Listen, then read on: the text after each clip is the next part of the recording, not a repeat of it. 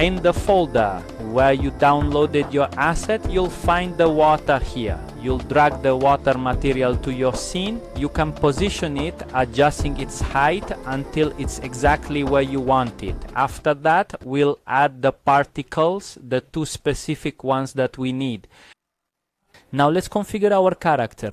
So you'll click on your character from your scene, and then you'll come here to the layer and you'll set it to ignore raycast so that it doesn't cause any conflict, okay? You can add another layer, but it absolutely cannot be the default one. Now let's add the script, which is the water ultimate script from your asset. You'll just type it in and then you'll add it. Now we need to choose the layer that will be the water layer. Then you'll need to add the water layer, and you'll also add your ground layer, which is default, or any other layer you might have set for your ground, okay? Now let's drag your main camera here, okay? And we'll also pull in the particles that will create the effect for the particle field here. One for splash and one for ripple. Finally, you'll go to your main camera, to its layer, the culling mask, and we'll tell it to render only everything else except the transparent FX, which will be the water effect.